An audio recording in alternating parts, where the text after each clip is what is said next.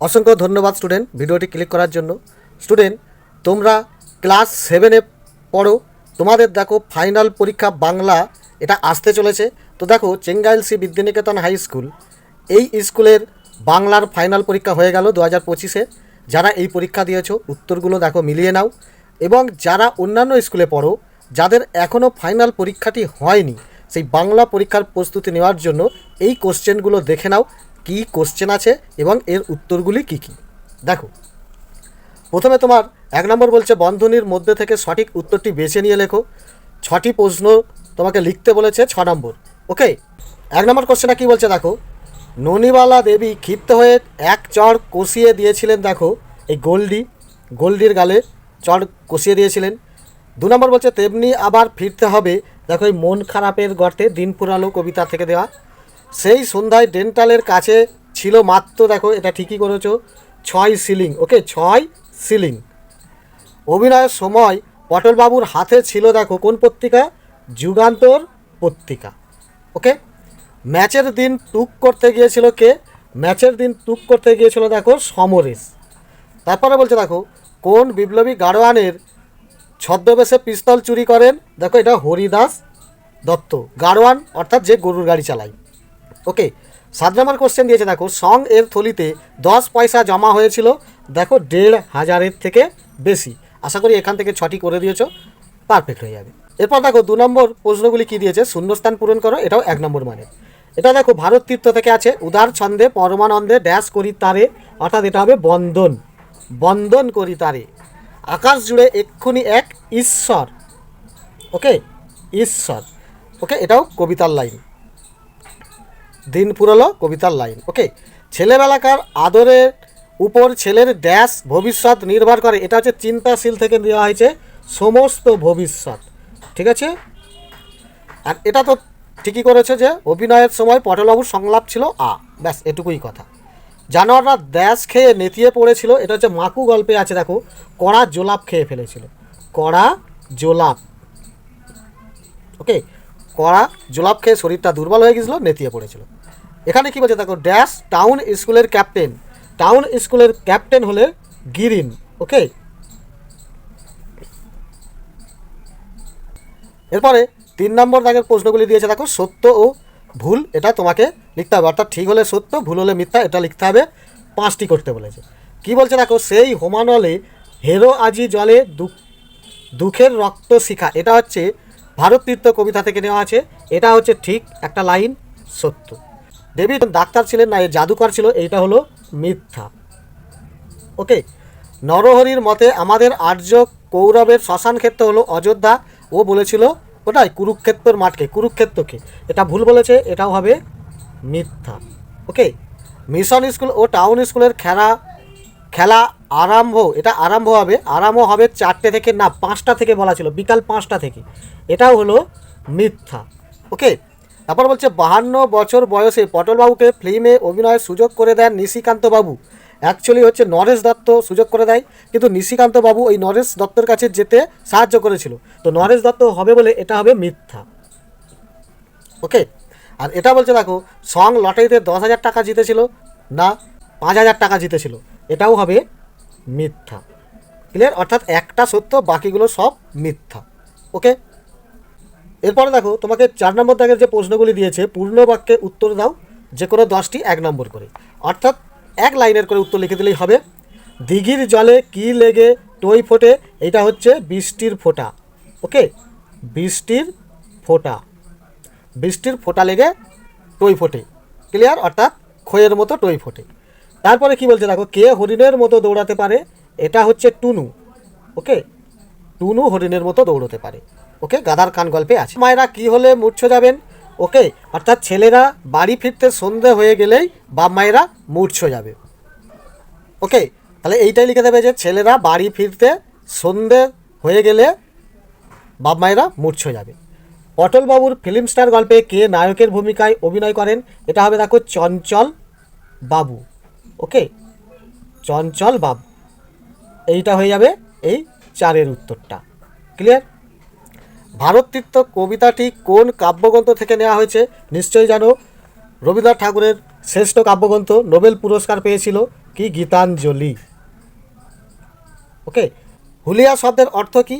অর্থাৎ কোনো আসামিকে খোঁজ দেওয়ার জন্য যে অর্থের পুরস্কার ঘোষণা করা হয় তাকে বলা হয় হুলিয়া, বা অর্থের পুরস্কার ঘোষণা করে আসামির খোঁজের বা সন্ধান করাকে বলা হয় হুলিয়া।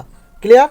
এটা স্বাধীনতা সংগ্রামের নারী, এই প্রশ্নে দেখো প্রশ্নতেও আছে, সেটা পেয়ে যাবে। এরপরে কি বলছে দেখো, কথাটা বড় সামান্য নয়, এখানে বক্তাকে, বক্তা হলো দেখো নরহরি। ওকে, নরহরি, নরহরি এখানের বক্তা। আটেরটা বলছে দেখো, দর্শকদের সামনে টিয়া কোন গানটি গেয়েছিলেন? এটা দেখো মাকু বইয়ের 57 পাতায় দেখো, দেখো এখানে দেখতে পাচ্ছ এই গানটা গেয়েছিল ফুলকলি আসে অলি গুনগুন গুঞ্জনে। ক্লিয়ার? এই গানটা সে গেয়েছিল। এরপরে 9 নম্বর কোশ্চেনটা একটু ছাপানো ভুল হয়েছে, কি করালি বাবুর বাড়িতে শ্যামা সঙ্গীত কি বারে হয়? এখানে হবে কি বারে, কি বারে হয়? এটা তোমার হবে দেখো রবিবারে, রবিবারে, রবিবারে সকালে শ্যামা সঙ্গীত হয়। ওকে, নিবারণ ঘটকের মাসির নাম কি? দুকড়িবালা দেবী। ওকে, দুকড়িবালা দেবী। খুব ছোট ছোট উত্তর, খুব সহজেই 1 নম্বর পেয়ে যাবে। ওকে, চাঁদ মিয়া জাদুর খেলা দেখিয়ে কত টাকা পেয়েছিল? ওকে, অর্থাৎ চাঁদা তুলে টোটাল 10 টাকার কম, কত? 10 টাকার কম। ওকে, 5 টাকার বেশি, 10 টাকার কম পেয়েছিল। ক্লিয়ার? এরপরে দেখো 5 নম্বর দাগে যে প্রশ্নগুলি আছে 3 নম্বর মানের 3টি করতে বলেছে। 1 নম্বর বলছে দেখো, ডেভাল্ট বুঝলেন পালাবার চেষ্টা করে কোনো লাভ হবে না। কোন পরিস্থিতিতে ডেভাল্ট বুঝেছিলেন পালাবার চেষ্টা করলে লাভ হবে না? দেখো এর উত্তরটা তোমার বইয়ের 106 পাতায় দেখো। ওকে, জাদু কাহিনী গল্পে আছে। দেখো দেখতে পাচ্ছ, ডেভাল্ট বুঝেছিলেন পালাবার চেষ্টা করে কোনো লাভ হবে না। এর আগেই দেখো, যদি তুমি পড়ো যে ইংল্যান্ডের বিখ্যাত জাদুঘর, এ সন্ধ্যাবেলায় এক জনবিরল পথ দিয়ে যাওয়ার সময় এক জোয়ান চেহারা তাকে ধরে ফেলে, পাকড়াও করে ফেলে। তখন তাকে বলে বাঘে পেয়েছি। ওকে, আপনি না টাকা বানান, এইভাবে টাকা বানানোর, জাদু খেলানো দেখানোর জন্য তার কাছে টাকা বানিয়ে দিতে হবে, এই নিয়ে তাকে জাদুঘরকে বাঘে পেয়ে ভালো করে পাকড়াও করেছিল। সেই জন্য ডেভাল্ট বুঝে নিয়েছিল যে পালিয়ে যেতে পারবো না, কারণ যে ধরেছে সে জোয়ান চেহারার একজন মানুষ। ওকে, দৌড়ে কুস্তিতে কোনোটার সঙ্গে, লোকটার সঙ্গে তিনি পারবেন না, তাই তিনি বুঝেছিলেন। এই বিষয়টা তোমাকে তুলতে হবে। ওকে, এরপরে দেখো 2 কোশ্চেনটা বলছে, মাকুকে কে আবার দম দিয়ে চালু করলো এবং কিভাবে? এটা তোমাদের খুবই একটা কমন কোশ্চেন। দেখো মাকু বইয়ের 69 পাতাতেই দেখো এই প্রশ্নটা আছে। দেখো দেখতে পাচ্ছ এই কোশ্চেনটা, মাকুকে কে দম দিয়ে আবার চালু করলো কিভাবে? আশা করি এর উত্তরটা মুখস্থও করে নিয়েছো, খুবই সোজা। নেক্সট, এরপরে 3 নম্বর দাগে যে প্রশ্নটা দেখো, এটাও তোমাদের কমন। গাছে কাঁঠাল গোফে তেল, স্বাদে কি তোমার কিছু হয় না? ওকে, কার এই মন্তব্য? তার এমন বক্তব্যের কারণ কি?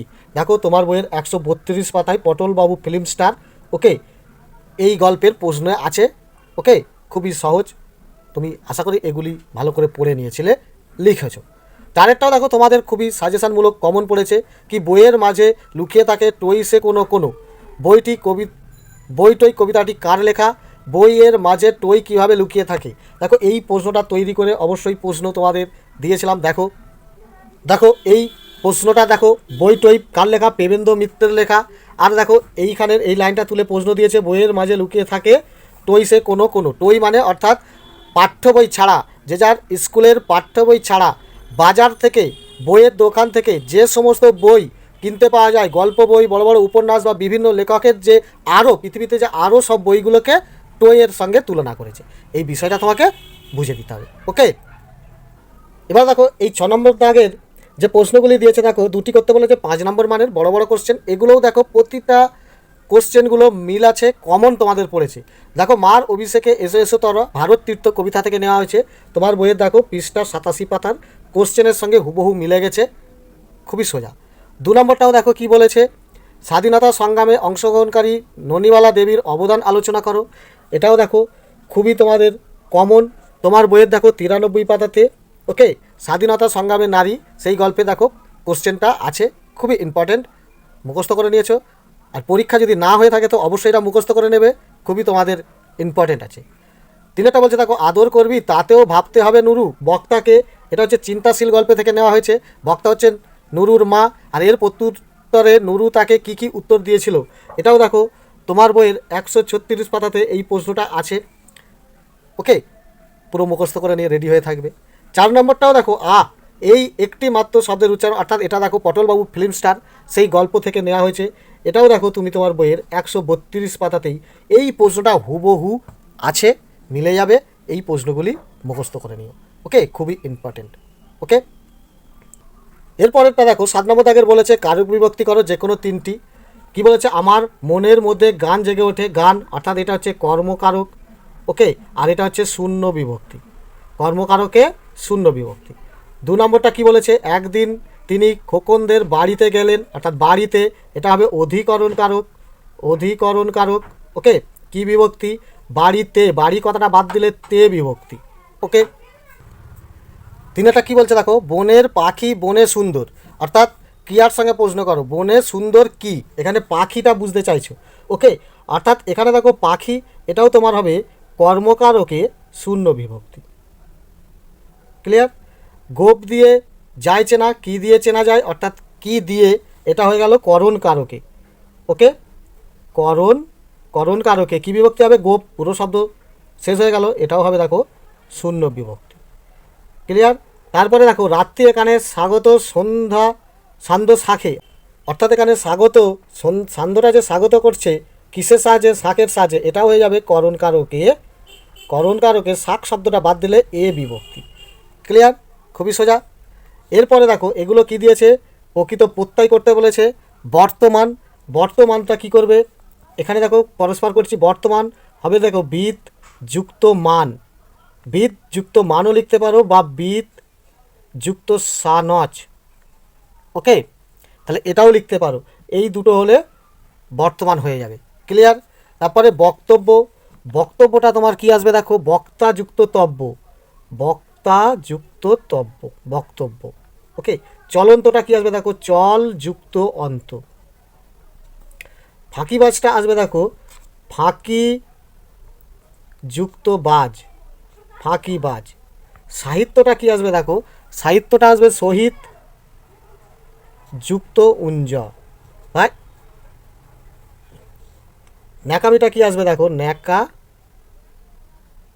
যুক্ত আমি, ন্যাকামি। ক্লিয়ার।